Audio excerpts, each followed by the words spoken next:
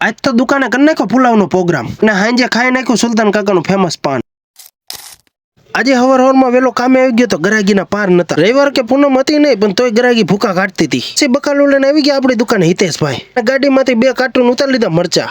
પછી આવી ગયો પોપટપુરામાં દાદાની દુકાને, કારણ કે અહીંથી લેવાના હતા ચોખા. દુકાને પુલાવનો પ્રોગ્રામ રાખવાનો હતો એટલે ચોખા લેવા આવી ગયો 1.5 કિલો. ચોખા લઈ લીધા ને જલારામમાં થોડોક સામાન લેવાનો હતો એટલે આવી ગયો ગામ. પછી આપણે ડુંગળી ને ટમેટા કાપી નાખ્યું, કારણ કે ભાતમાં નાખવા તો જોઈશે. ડુંગળી ટમેટા કોબીજ ને એવું બધું કાપ્યું ને ભાણે ચોખા ને વટાણા બાફી નાખ્યા. પછી બધી વસ્તુનો મારી દીધો ભાણે વઘાર.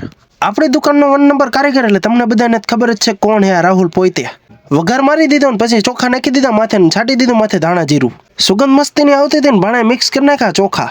અમારી મહાકાળી ભેરમાં જો ભાણો પુલાવ બનાવે એટલે ચોખા આયરો માણસો ડીસે ખાઈ જાય. પછી બપોરે વહી ગયો તો જમવાનું વાગી ગયા 3:30 ને આવી ગયો પાછો કામે. પછી આપણે કાનભાઈ દઈ દીધો કોફીનો ઓર્ડર. આ ભાઈ ફ્રીજ સાફ કરવા વાળા ને પડખે ઉભાઈ રાહુલભાઈ, જેમનો કાલ બર્થડે હતો એટલે હેપી બર્થડે લખી નાખો. પછી કાનભાઈ ઓર્ડર દીધો તો કોફી તૈયાર થઈ ગઈ ને હિતુ આવી ગયો લઈને એટલે પી નાખી કોફી. રમસીન નું ઓળખતા હોય તો કહી દઉં કે હા હિતુ પડખે ઉભા નહીં ધરમસિંહભાઈ. આ કાળા ટી-શર્ટ વાળો દેખાય રાજુ. પછી સેન્ડવિચ થઈ ગઈ હતી પૂરી એટલે આપણે ભરી નાખી સેન્ડવિચ. પછી સાંજે પાન ખાવાનું મન થઈ ગયું એટલે વયો ગયો સુલતાન કાકાની દુકાને. એ સુલતાન કાકાને કીધું મીઠી હોપારીને એવું બધું નાખીને મસ્ત મજાનું ડૂટી ફૂટી વાળું પાન બનાવી દો. હાંજે કઈ ખાવ કે ન ખાવ પાન તો સુલતાન કાકાનું ખાવું જ પડે. સુલતાન કાકાના પાનની વાત જ કઈક અલગ હોય. મસ્ત મજાનું સુલતાન કાકાએ પાન બનાવી દીધું ને આપણે ખાઈ. પછી આપણા કાકા પલ્સ ચોકલેટ ભરતા જ હારો આપણો વ્લોગ ચાલુ હતો. પછી ચીઝ ભેરનો ઓર્ડર આવી ગયો એટલે હિતુએ ખમણી નાખ્યું ચીઝ. એમ તો અમારે હિતુ કઈ નબળો કારીગર નથી, જો ચીઝ ચીલીનો ઓર્ડર લઈ લીધો. અને આ ગાંઠિયાનો કારીગર અમારો 5 વાળી વાળો નવખાણ. આ અમારો ન્યુ બિઝનેસમેન કુકાબેન છોકરો. પછી રાતે આવી ગયા હતા જલારામ જનરલ સ્ટોરમાં, કારણ કે અહીંથી લેવાના હતા પાર્સલ. અને આ અમારો રવિરાજ વાળો નીરજ, આને બધા ઓળખતા જઈશો. રવિરાજના માવા એવો બને કે હોપરીને ઢગલા કરવા. રવિરાજે માવો ખાવા